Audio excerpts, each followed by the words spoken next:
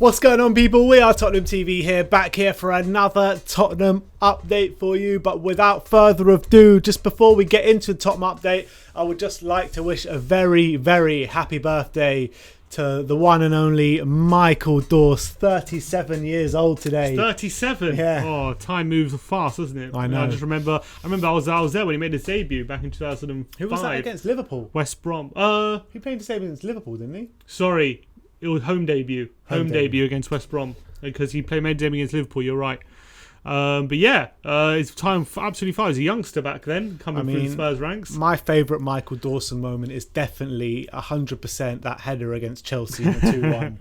That was it's hard to beat that. Absolute scenes that day. Yeah, mate, he put in some real good performances. It's a shame how it kind of ended with him, because he kind of got forced out the door by AVB, but he was such a good servant to the club. Him and Ledley King had a great partnership, and he always gave 100%. Ledley always made him better. Always made him a better player. Always. I always felt like he struggled when Ledley wasn't in the team. 100%. But anyway, let me know in the comment section below, what is your favourite Michael Dawson memory on his birthday? Let's get you flooding in the comments with your favourite Michael Dawson moment.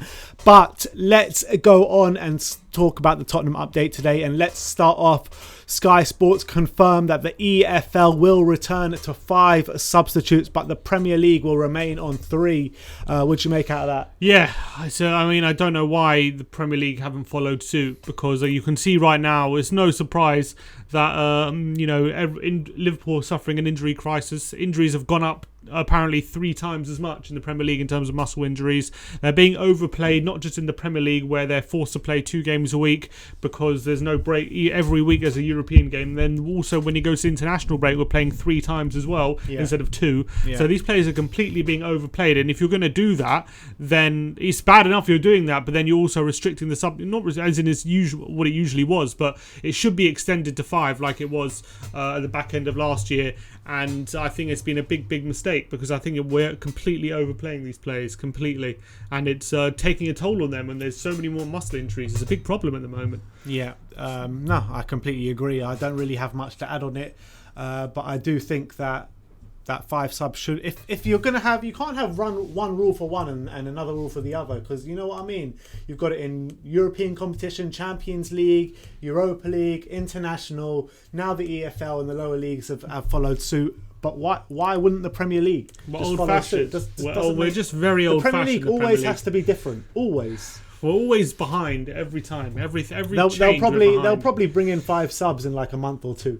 They'll probably do it in like April or something. Yeah, exactly. Like a month. You know what I mean? They'll probably be well behind. But yeah, look, I think you can see the players are suffering. So I think it needs to be done. Yeah. And there needs to be some sort of protection at the moment, because it's a bit of disgrace at the moment. Yeah. Let's move on. Alistair Gold claiming that Tottenham Hotspur are hoping that Heung-min signs his new Tottenham Hotspur contract within the next 7 days, with all parties keen on the deal being agreed. The deal is rumoured to be around pay parity with Harry Kane and Tanguy Ndombele, around 200 grand a week. How Ndombele swindled that, I don't understand. I'm not saying he's bad, but he's pay parity with Kane and Son. It shouldn't be the case. And shouldn't be. And also, it's rumoured to believe a 6-year contract, which will pretty much 6 years. That's the rumours. That will take him to the end of his career, pretty much. Yeah, well, he loves it at Spurs, doesn't he? Absolutely loves the club, and he's really found his home here. You know, because he spent a lot of time in Hamburg and Leverkusen, and they are good clubs in Germany. But he said it was always his dream to play in the Premier League. And look, every day you can see how happy he is. You never see a frown on his face. He's always smiling. Apart from when he's getting sent off. Yeah, apart from those few moments. But this guy, he's clearly loving it at Spurs, and he's and I think hopefully he does end his career here. I really hope so, and hopefully becomes like our Iron Robin kind of thing. Plays late into his 30s and still doing it. You know, a player like Heung-min Son, with everything he brings with him, you know, everyone knows what kind of superstar he is in South Korea. Even when his powers are swindling on the pitch, he's still going to be I think you meant. Dwindling. He's still going to be worth it to us off the pitch. You know, Daniel. That's quite a cynical way of looking at it, but it's true. Yeah, he's probably because he's still going to be bringing the money because he's such a superstar. The South Korean market's still going to be massive. But I'm hoping players now they last a bit longer. So even though he's 28.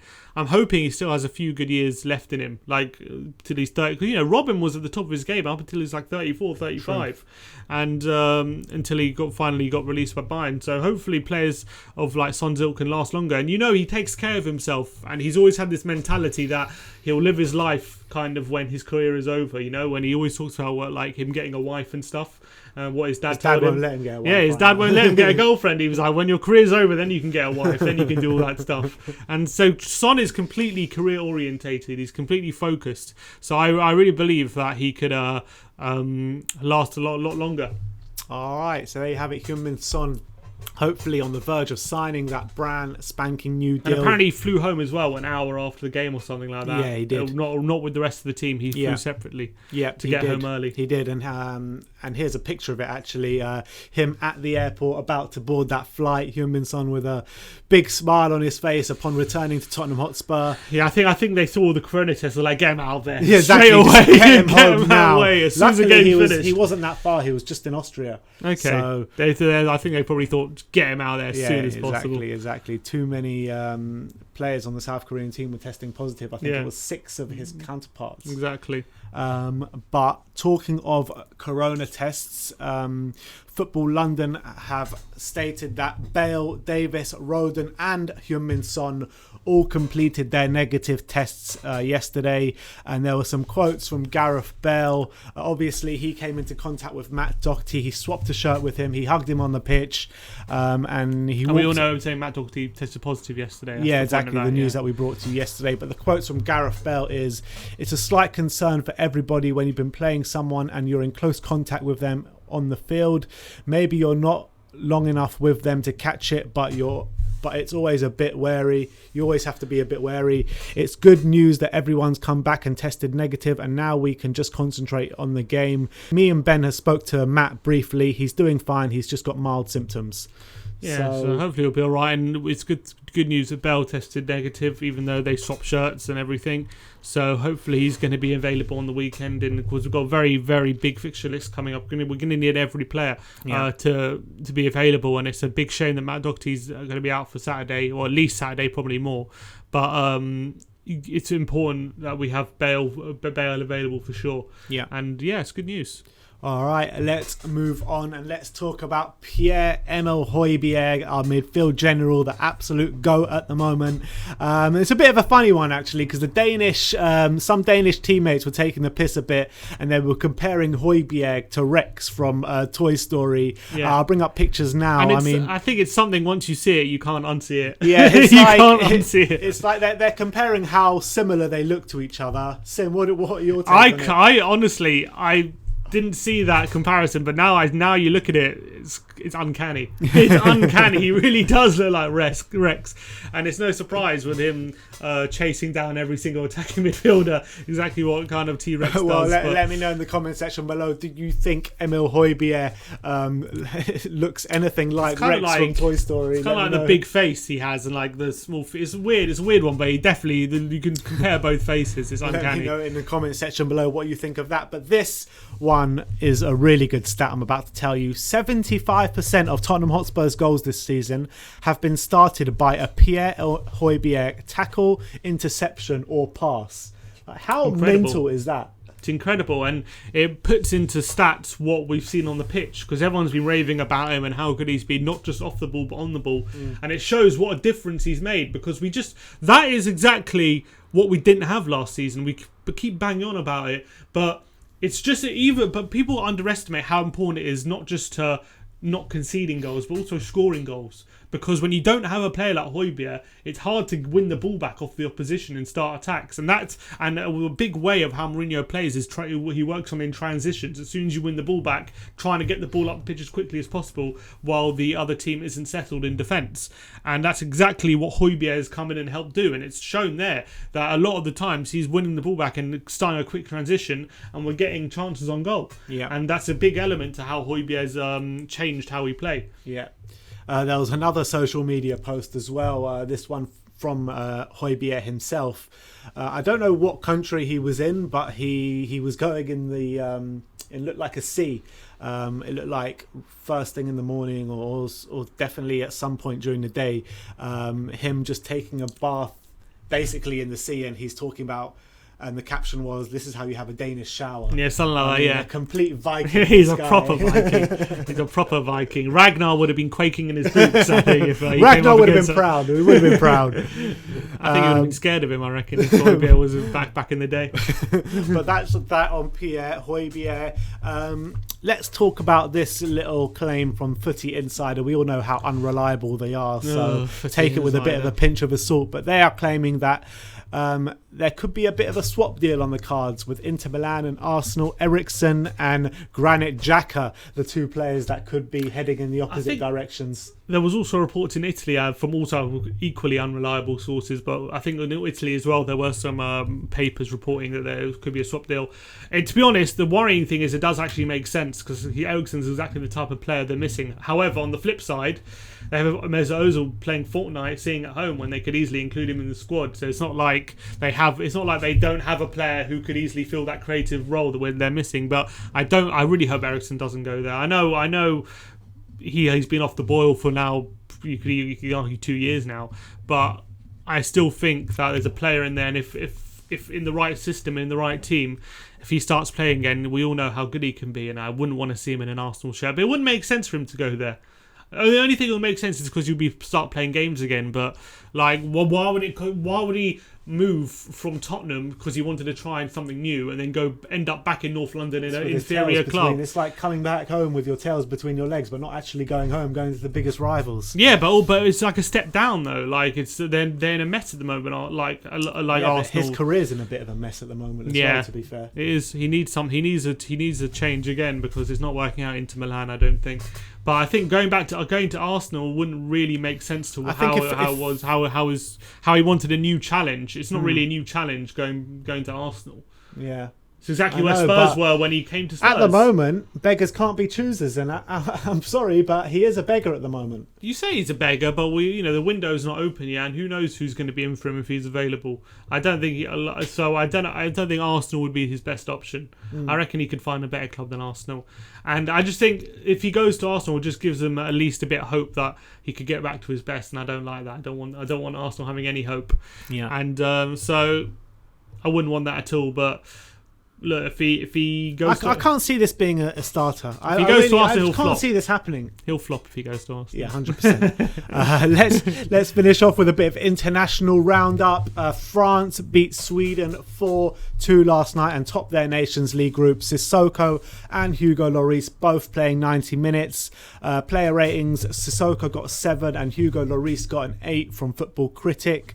Did you see any of that game last night? I watched the highlights, and what surprised me is how many accurate crosses Moussa Sissoko was putting into Olivier Giroud on the right-hand side. That impressed me a lot. This weekend. Exactly. And we all know he loves... he's kind of replaced Matuidi in that France team. Because Matuidi used to play out on that left-hand side every game, like a defensive winger. And now Sissoko starts every game on the right-hand side as a winger. And we all know that we've never liked him as a winger when he's played for Spurs. But, it's unbelievable. France have all that talent, and he's keeping Kingsley Coman out of the team. Moussa Sissoko's keeping Kingsley Coman out of the France team. Although Kingsley Coman did get on the score sheet yesterday. Yeah, he came on and scored, but he did Did you see the goal? It was ridiculous. Yeah, I saw it was an open goal. Yeah, the keeper came up for the corner because Sweden really needed a goal in the last minute. Right, and he broke away and scored. Basically the corner didn't even get past the first man. Oh God, it was Eriksen over the corner. Probably. But yeah, so I think that was a response to his poor performance against Finland, and I think Deschamps is a massive fan of his. And would I want to see him on the wing for Spurs? Not particularly, but you never know. Maybe in a game like against Man City on Saturday, it might be something we could see. Maybe because he clearly plays that role well for France, or can do. And when he's getting in ahead of such top talent, there's got to be a reason for it. But yeah, and obviously Lloris couldn't really do much with either goal. I remember a couple of deflections. Yeah, but you know, Footy critic giving him 8 out of 10 as well. 8. Yeah. I thought it was a 6. Okay, 8. 8. So he must have done made a something few well. saves. Lloris carrying on his absolutely scintillating form since he got injured. Yeah. Since he's come back from injury, I actually genuinely believe he's in the top 3 in the world. In the world since his injury, since he came back from his injury. He's performing at a very high level, I have to say that. He's not making very minimal mistakes. Can't remember too many mistakes I don't remember he made. any mistakes since he's come back. There was one, I can't remember where it was. Leipzig, remember, in the Champions League in the away leg. Apart from that, he's been pretty faultless. So you got to say, big up Hugo. Yeah, so Lloris playing well, Sissoko playing well. Spain beat Germany 6-0 in a complete onslaught of the Germans last night. Reguilon was not in the squad at all, but it's not believed anything to be worried about.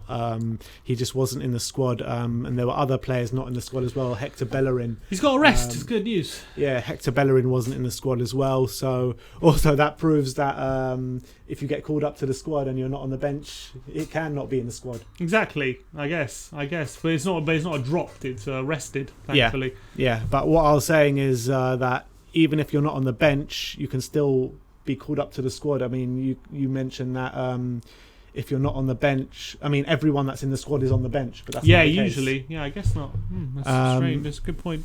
Moving on to Peru against Argentina. Argentina won the game 2-0 in a World Cup qualifier. Giovanni Lo Celso gaining a 7.8 from Football Critic. And he played 90 minutes, got 1 assist. He made about, I think, 12 recoveries, I think it was. The guy is really starting to play well now. The last 2 Argentina games, he's been close to the best player on the pitch.